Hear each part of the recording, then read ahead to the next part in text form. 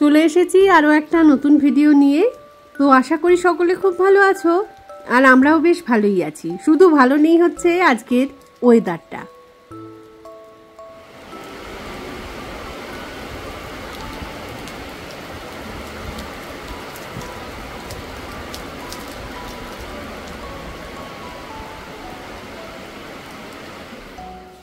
গতকাল থেকেই ওয়েদারের অবস্থা তো খারাপ, তো কাচাকুচি যেগুলো না করলে নয় আর কি, সেরকম কয়েকটা করেছিলাম।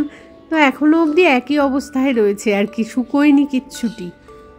তো পাখিগুলোকে এখন বাইরে এনে রাখলাম, কারণ বৃষ্টিটা একটু ধরেছে, ঝিরঝির করে পড়ছে। তো এই যে সাদা ফিঞ্চটা, ওকে না খুব একটা স্বাভাবিক লাগছে না, কীরকম একটু মনে হচ্ছে টায়ার্ড হয়ে রয়েছে। কি জানি ওদের কী থেকে কি হয় তো বোঝা যায় না। দেখি আরও একটুখানি ওয়াচে রাখতে হবে এই আর কি। ওয়েদারের এরকম অবস্থা বলেই হয়তো মাথাটাও ধরে রয়েছে, গা হাত পা পুরো ম্যাচ করছে, ভালো লাগছে না একদম কিচ্ছু।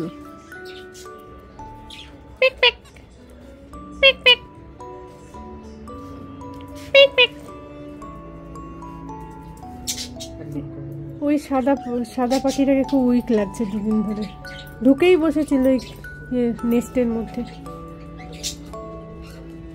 কদিন বাঁচে রে ওরা? 1-1.5 বছর নাকি, না আরো বেশি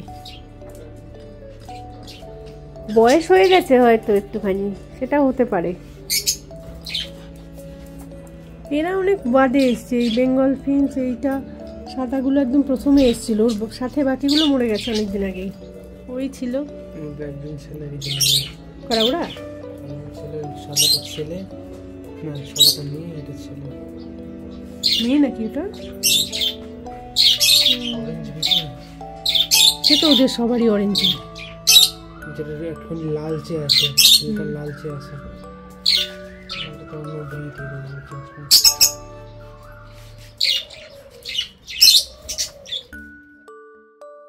এদিকে শোনো না, আমার পেছন পেছন বারান্দায় গেছিল, এবার সেখানে বৃষ্টি দেখে বিরাট চিন্তায় পড়ে গেছে মনে হচ্ছে। চুপ করে বসে আছে ডাইনিং স্পেসের সোফায় এসে। প্লেটের মধ্যে রেডি করে নিয়েছি নানুর জন্য হচ্ছে আপেল, এদিকে রয়েছে একটা খেজুর, আলমন্ড রয়েছে কয়েকটা, আর হচ্ছে 2টো আখরোট। সকালবেলা ঘুম থেকে উঠে ও এটাই প্রথমে খায় আর কি, তারপর তো নয় ছাতুর শরবত, নয় তো ওটস, এক একদিন এক এক রকম দিই আর কি। ওই তো পিকু ছোনা ছোনা, তুমি বিস্কুট খেয়েছো? তোমার বিস্কুট কই বেটা? বিস্কুট আছে, এই যে বিস্কুট, দাঁড়া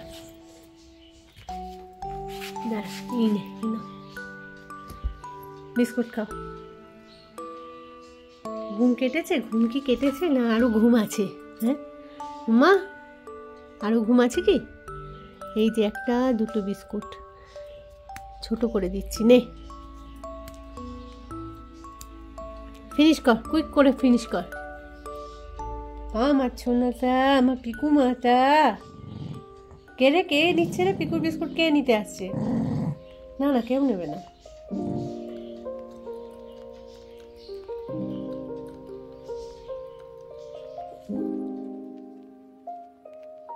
এতক্ষণ যে উঠেছি ঘুম থেকে, অথচ নিজেদের চা কিন্তু একবারও খাওয়া হয়নি। তো বোতলগুলোতে জল ছিল না, আগে জলটা ভরে নেব, তারপর চা বসাবো। এত টায়ার্ড লাগছে, সব কাজেই আর কি দেরি হয়ে যাচ্ছে। কিভাবে যে রান্না বান্না সব করবো আজকে আমি বুঝতে পারছি না। তো যাই হোক, আপাতত চা তো বসিয়ে দিয়েছি, প্রায় হয়েই এসেছে বলা যেতে পারে। মাঝে 2-3 দিন তো নানু আর নানুর বাবা ছিল না বাড়িতে, ওরা গেছিল এক জায়গায় কাজে আর কি। তো এখন তো ফিরে গেছে, তো ওদের কাছ থেকে গল্পটা সেভাবে শোনা হয়নি এখনো, যে কীরকম এক্সপিরিয়েন্স হলো ওদের ট্রেন জার্নি বা অন্য কিছু। দেখি জিজ্ঞেস করি। বল, ট্রেনের এক্সপিরিয়েন্স কীরকম? ট্রেনে তো চাপলাম অলমোস্ট 2 বছর পরে। নানুর আমি তাই ডিসকাস করছিলাম যে অলমোস্ট 2 বছর পরে আমরা ট্রেনে চাপলাম।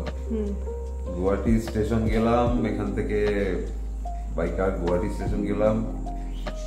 কি বলে নামটা, ট্রেন অলমোস্ট কি বলে নামটা 2 ঘন্টা লেট ছিল। 2 ঘন্টা লেট করে ট্রেন স্টেশন থেকে ছাড়লো। ছাড়ার আগে আমি আর নানু কি বলে নামটা ধোসা। সরাইঘাট তো দেরি করতো না আগে? সরাইঘাট দেরি করতো না, ওই কি বলে নামটা একটা অ্যাক্সিডেন্ট করেছে গিয়ে, কি বলে নামটা নিউ ময়নাগুড়ি স্টেশনের কাছে একটা রেলগাড়ি অ্যাক্সিডেন্ট করেছে, মালগাড়ি। সেই মালগাড়িটাকে সরাবার জন্য ওই লাইন, একটা লাইন খোলা আছে, একটা লাইন বন্ধ আছে, ওই জন্য যাওয়ার সময় ট্রেন লেট করলো একই কারণে, ওইখানে লাইনে কাজ হচ্ছে। মানে আসার সময় বলছিস? মা ট্রেন যখন ঢুকলো তখনও লেট করলো, আমরা যখন গেলাম সরাইঘাটে তখনও লেট করলো একই জায়গাতে। ট্রেন 2 ঘন্টা লেটে ঢুকলো। ধোসা, ইডলি, বড়া খেয়ে আমি আর নানু চাপলাম।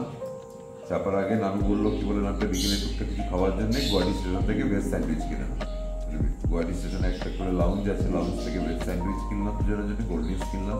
ধোসাটা কিন্তু ভালোই দেয়, খুব গরম থাকলে একটু পচে যায় চাটনিটা। না না ভালো ছিল, ভালো ছিল, এবার ভালো ছিল। এবারে সেটা এবার গরম ছিল না বলে চাটনিটা ঠিক ছিল সমস্ত। তারপরে চাপলাম 3টে নাগাদ, নানু বললো স্যান্ডউইচ খাবো। স্যান্ডউইচটা খুলে খেতে গেলাম, এত বাজে কোয়ালিটির স্যান্ডউইচ, গুয়াহাটি লাউঞ্জ থেকে কেনা স্যান্ডউইচ, অত্যন্ত বাজে। কিছু একটা পচা থাকবেই ওর, ওই চত্বর থেকে কিনলে ডাস্টবিনে ফেলে দিয়ে আসতে হলো। ট্রেনে একজনের সঙ্গে পরিচয়, ট্রেনে চা নিলাম, তারপরে চা খাবো বলে নানু কোল্ড ড্রিঙ্কস খেলো, আমি চা নিলাম। এত বাজে কোয়ালিটির আজকাল ট্রেনের চা, মানে সরাইঘাটের তো প্যান্ট্রিও ভালো ছিল, কি সুন্দর সেই চপ ঠপ দিত না বিকেলবেলায়। অত্যন্ত বাজে কোয়ালিটির হয়ে গেছে, অত্যন্ত বাজে কোয়ালিটি হয়ে গেছে, মানে মুখে দেওয়া যায় না, একটা খাবার মুখে দেওয়া যায় না। হে বাবা।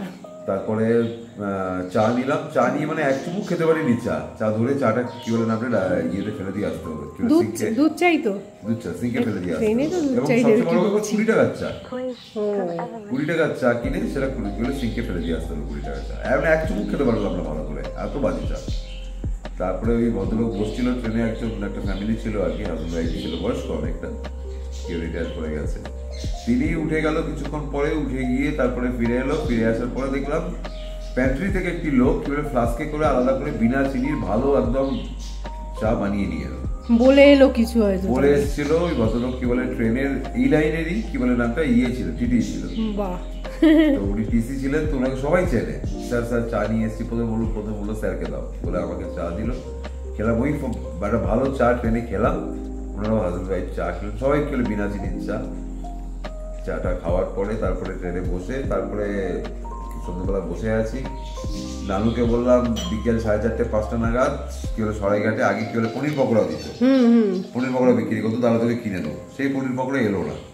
প্যান্ট্রি অব্দি গেলাম, হাঁটতে জিজ্ঞাসা করবো যে পনির পকোড়া হবে? বললো না না, ওই আলু বড়া হবে, আলুর চপ আর কি। হ্যাঁ আলুর চপও পাওয়া যায়, আলুর চপ ওটাও একদম বাজে কোয়ালিটি, যারা খাচ্ছে তারাই বলছে একদম বাজে কোয়ালিটি। সে নিয়ে তারপরে একবারে রাত্রে কি বলে একটা ডিনারে খাবার অর্ডার দিলাম। নানুর জন্য কি বলে ভেজ থালি, আমার জন্য চিকেন থালি। আমার দুজনারই কি বলে ভাতটা অফ করে দিয়েছিলাম, ভাত আর 2টো করে কি বলে রুটি দেয়, তো ভাতটা অফ করে দুজনারই 2টো এক্সট্রা করে রুটি দিই। নানু রুটি আর পনির খেলো, আমি রুটি আর চিকেন খেলাম। মোটামুটি ছিল খাবারটা, যে আহামরি কিছু নয়, মোটামুটি ছিল। বাট এটাও ট্রেনে খাবারের যখন বানাচ্ছে প্যাট্রিকার, সরাইঘাটে প্যাট্রিকার এত ভালো ছিল, তাহলে এটা ধারণা করা উচিত যে মানুষ রুটি দিয়েও খেতে পারে খাবারটা। রুটি দিয়ে খাবে যখন তাদের নুন কম দেওয়া উচিত। এত নুন দিয়েছে যে নানু না পনির পুরো খেতে পারলো, না আমি চিকেন পুরো খেতে পারলো, এত নুন দিয়েছে। দই ঠইও তো আসতো কি সুন্দর টুকটুক করে, একদম কি বলে সরাইঘাট একদম মালদায় সেই মিষ্টি উঠতো কি সুন্দর। মালদায় হয়তো রাত্রে 2 ঘন্টা ট্রেন লেট ছিল বলে মালদায় আরো রাত্রে এসেছে, তোমার মালদার মিষ্টি খাওয়া হয়নি। তারপরে যথারীতি রাত্রে ঘুমিয়ে পড়লাম। ভোরবেলায় নামাজ ছিল বলে মোটামুটি রাত 3টে থেকে জেগে বসে গেলাম। তুইও ফোন করে কি বলে নামটা জাগিয়ে দিলি এত আগে। হ্যাঁ আমি তো ভোরবেলায় কল করেছি, আর নামতে নয় তো পারবি না তো, ঘুমিয়ে থাকলে। তারপরে মোটামুটি 4টে পৌঁছানোর কথা ছিল আমাদের, সেটা সেই জায়গায় পৌঁছলাম বর্ধমানে 6টা নাগাদ। নামলাম বর্ধমান স্টেশনে, বর্ধমান স্টেশনে নেমে বর্ধমান স্টেশনের বাইরেটায় বেরোলাম। বৃষ্টি পড়েছে, পুরো রাস্তা চরম বৃষ্টি পড়েছে। তারপর বর্ধমান স্টেশনের বাইরে বেরিয়ে আমি আর নানু গিয়ে দেখলাম একটাই ছোট দোকান করেছে। বর্ধমান স্টেশনের বাইরেটা সুন্দর করেছে, ওখানে তো প্রচুর খাওয়া দাওয়া নিশ্চয়ই, ডিফারেন্ট ভ্যারাইটিস। মিষ্টির দোকান মধ্যে একটা মিষ্টি দোকান করে গরম কচুরি ভাজছে, গরম কচুরি, ওইখান থেকে ভাঁড়ের চা কুল্লারওয়ালা, সেই ওটার আলাদা টেস্ট। 2 কাপ খেয়েছি। বর্ধমানের চা ভালো, হ্যাঁ সব দোকানের চা ভালো। তারপরে কচুরি খেলাম, আমি আর নানু 2টো করে কচুরি খেলাম। নানুকে বললাম মিষ্টি খাবি, নানু খেলো না। বর্ধমান পৌঁছেছি, সেখানে পৌঁছে মিষ্টি না খাই কেউ, সেই তো বোকার মতো। আমি কি বললাম নামটা একটা কমলাভোগ নিলাম, একটা বড় কমলাভোগ, একটা বড় রসগোল্লা। আমি মালদা 2টো, আবার 1 কাপ করে চা খেলাম। চাটা খেয়ে তারপরে স্টেশনের ওয়েটিং রুমে এসে বসলাম। নামটা ব্ল্যাক ডায়মন্ড ছিল, ওয়েটিং রুমে এসে বসলাম। ব্ল্যাক ডায়মন্ড 10:59 7:58 টাইম ছিল বর্তমানে। সেই ব্ল্যাক ডায়মন্ড লেট করে আগে কি হলো, গণদেবতা ঢোকালো, গণদেবতা বেরিয়ে গেল, তারপরে ব্ল্যাক ডায়মন্ড ঢুকলো। ব্ল্যাক ডায়মন্ড প্রায় 20-25 মিনিট লেটে 8:25 নাগাদ ঢুকলো, তারপরে ব্ল্যাকে করে গেল। ব্ল্যাক ডায়মন্ড মানে তো ডাবল ডেকার সেই ট্রেন না? ডাবল ডেকার এখন আর নেই, এখন একদম মানে সেই পুরনো যে কি বলে ব্লু কালারের যে কোচগুলো হয় আর কি, সেই কোচগুলো আমাদের ইয়ে ছিল, সিট রিজার্ভ ছিল আর কি, সিটিং রিজার্ভেশন ছিল আমাদের। উঠে দেখলাম যথারীতি লোকজন বসে আছে, 60 করে ডিবানে। বললাম সকালবেলা রিজার্ভেশন থাকে না বোধহয়। না, বললাম উঠতে, ওঠার নাম করলো না, ডেইলি প্যাসেঞ্জাররা যায়, একটুখানি সাইড দিল বসতে আর কি আমাদের নানুকে। এক ঘন্টা ডিস্টেন্স ছিল, খুব বেশি করে নয়। যাক, বসে পৌঁছে গেলাম দুজনে মিলে। পৌঁছে দুর্গাপুর স্টেশনে একটা এসি লাউঞ্জ আছে, কি বলে 30 টাকায় পার ঘন্টা। এখানে এসি লাউঞ্জে গেলাম, এসি লাউঞ্জে গিয়ে দুজনে মিলে ফ্রেশ হলাম, ড্রেস চেঞ্জ করলাম, করে তারপরে যেখানে যাওয়ার ছিল ডেস্টিনেশনে কাজকর্ম করতে, সেখানে গেলাম, কাজকর্ম করলাম, কমপ্লিট করলাম। করে আবার ফেরার কথা ছিল আমাদের হচ্ছে দুর্গাপুর টু বর্ধমান। বর্ধমান থেকে আবার ট্রেন ধরে কি বলে নামটা, নিউ আলিপুরদুয়ার। যেহেতু ট্রেনের টিকিট, ডাইরেক্ট টিকিট পাইনি, নিউ আলিপুরদুয়ার রাতে কাঞ্চনকন্যা ধরে নিউ আলিপুরদুয়ারে আবার 6 ঘন্টার মতন ওয়েট করে রাতে কাঞ্চনজঙ্ঘা ধরে পরের দিন সকালবেলা ভোর 3টের সময় গুয়াহাটি পৌঁছানোর কথা।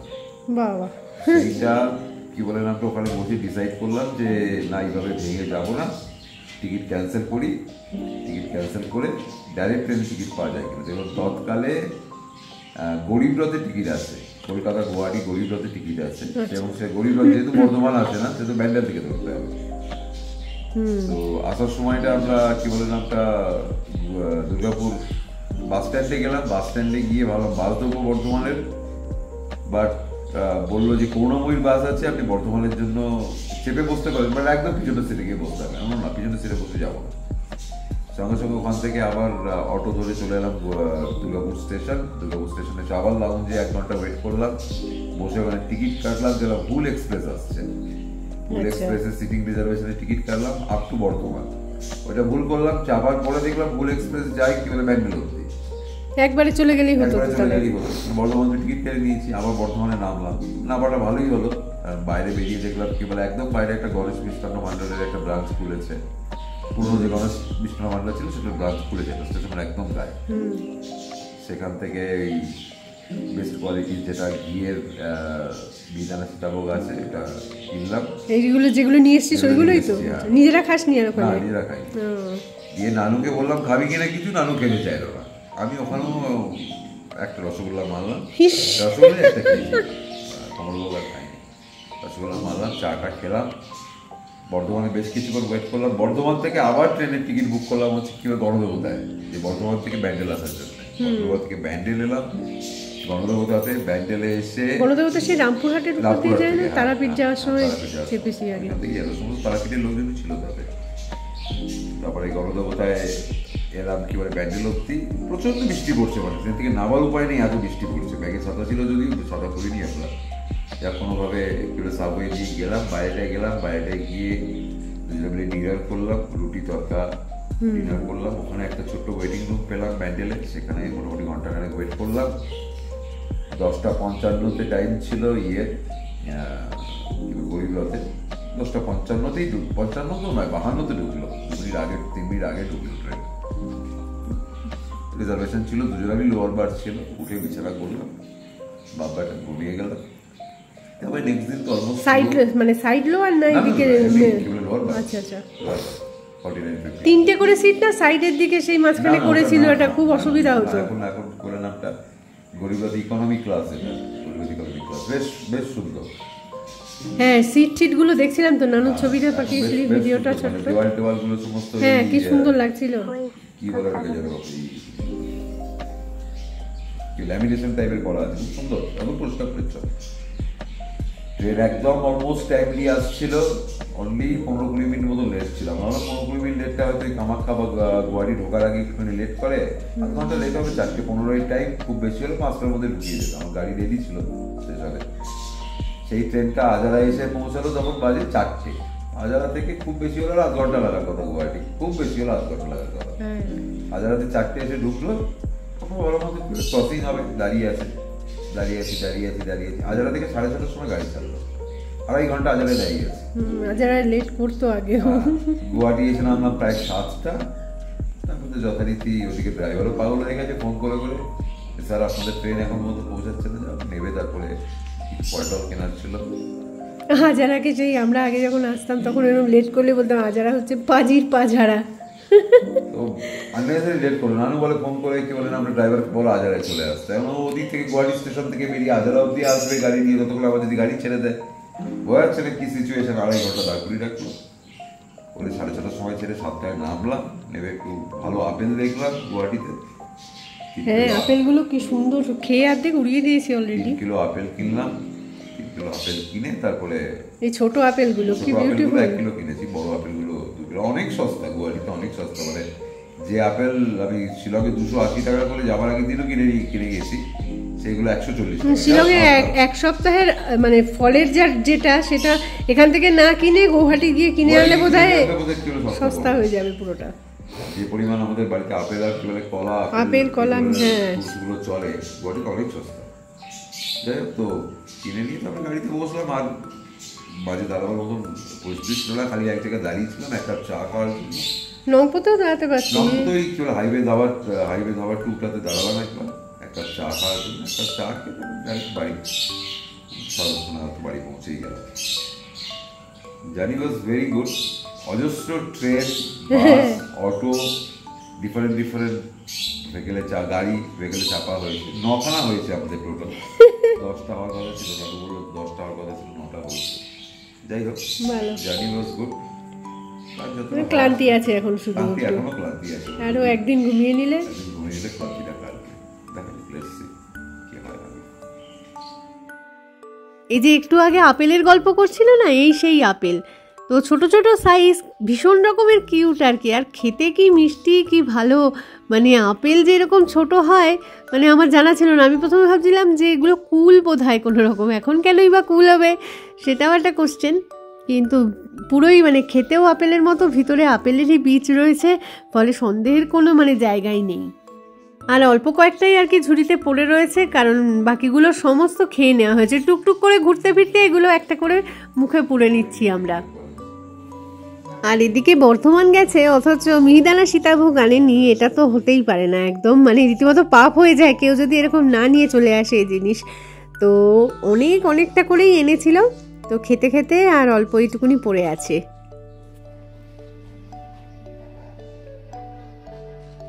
ওয়েদার একদম মেঘাচ্ছন্ন, পুজো আসছে, কোথায় মানুষজন কেনাকাটা করবে, ঘুরে বেড়াবে।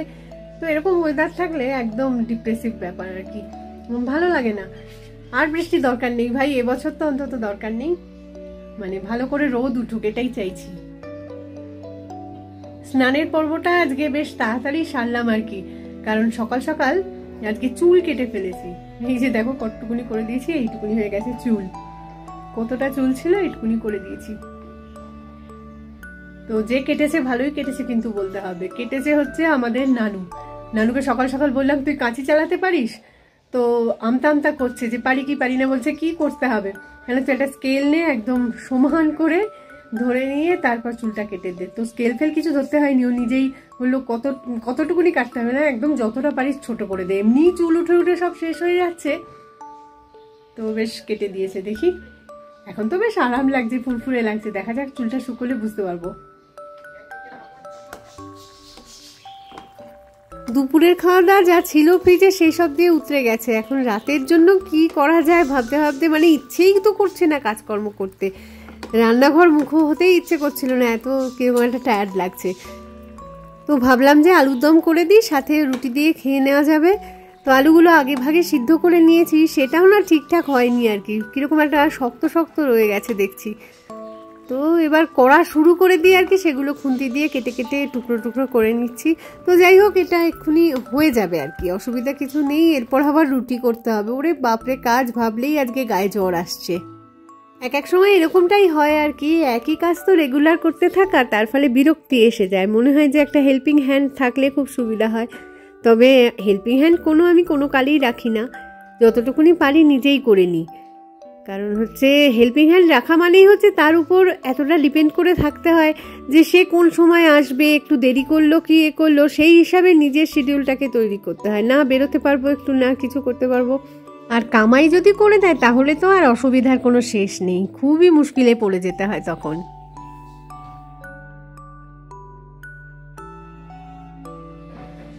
এখন একটা না অন্য জিনিস দেখায়। সেদিনকে যখন রিঞ্ঝার প্যান্ডেলটা দেখতে গেছিলাম আর কি, তখন ওই আমাদের বাড়ি নংরি হিলস থেকে রিঞ্ঝা যাওয়ার পথে আর কি মাঝখানে পড়ে হচ্ছে প্রসার ভারতীর কোয়ার্টার, মানে অল ইন্ডিয়া রেডিও স্টেশনের কোয়ার্টারগুলো, স্টাফ কোয়ার্টার।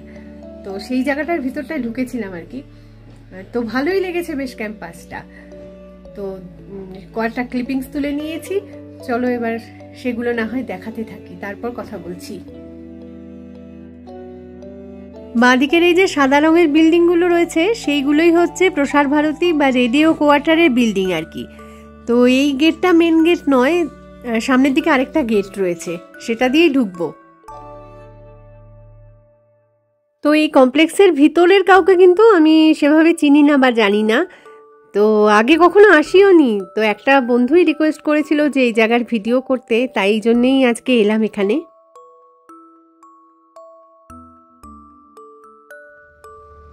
আসা যাওয়ার পথে এই বিল্ডিংগুলো অনেকবারই চোখে পড়েছে এবং ভেবেওছি যে একদিন না হয় সময় করে ভিতরটায় আসবো, কারণ বিএসএনএল এর ক্যাম্পাসটার মধ্যে আমি তো গেছি আগে। তো এটাও ভেবেছিলাম একদিন আসবো, কিন্তু আর সুযোগ হচ্ছিল না। তো ভাগ্যিস বন্ধুটা রিকোয়েস্ট করলো, সেই জন্যই আজকে এখানে আসতে পারলাম। আপাত দৃষ্টিতে এই বিল্ডিংগুলো দেখে যেটা আমার মনে হচ্ছে সেটা একটু বলি, যে বেশিরভাগ বিল্ডিংই কিন্তু 2 স্টোরিড, আর কয়েকটা চোখে পড়লো যেগুলো হচ্ছে 3 স্টোরিড, তবে সবগুলোই হচ্ছে এরকম সাদা আর নীল রঙের মিশ্রণে। প্রত্যেকেই এখানে জামা কাপড় কেচে কুচে বারান্দাতে শুকুর দিয়েছে অথবা উঠোনের মধ্যে, কারণ ছাদে তো যাওয়া যায় না। ছাদগুলো সব ইনক্লাইন, সেই পাহাড়ি এরিয়ায় যেরকমটা হয় আর কি, বৃষ্টির জল যাতে না দাঁড়ায় সেই কারণে ছাদটা এরকম ঢালু টাইপেরই বানানো হয়। বিকেলবেলায় ছোট বাচ্চারা যাতে খেলাধুলো করতে পারে সেই জন্য এখানে একটা মাঠ বা পার্ক টাইপের করা রয়েছে। বেশ সুন্দর কিন্তু জায়গাটা, সামনে দেখা যাচ্ছে একটা জলের ট্যাঙ্ক। তো টুকটাক গাছপালা অনেকই রয়েছে ক্যাম্পাসের মধ্যে, আর এই যে প্রত্যেক কটা কোয়ার্টারগুলোতে কিন্তু লোকজনেরা বেশ সুন্দর বাগান করে রেখেছে, ফুল ফুটেছে তাতে, মানে বেশ ভালো লাগবে দেখতে।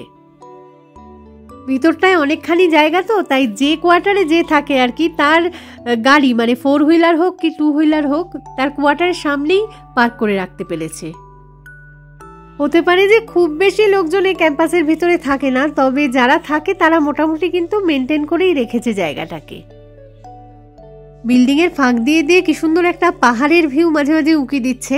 মানে এই বিল্ডিংগুলোর পেছন দিকটায় যারা থাকবে, পেছনের পোর্শনে, তারা কিন্তু সুন্দর একটা হিল ভিউ পাবে ওখান থেকে।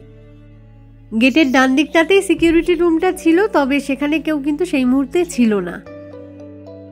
তো যাই হোক, এই ভিডিওটাকে আর কন্টিনিউ করছি না, খুব তাড়াতাড়ি ফিরে আসছি আবার একটা নতুন ভিডিও নিয়ে। তো ততক্ষণের জন্য টাটা, আর সঙ্গে থাকার জন্য সকলকে জানাই অসংখ্য ধন্যবাদ।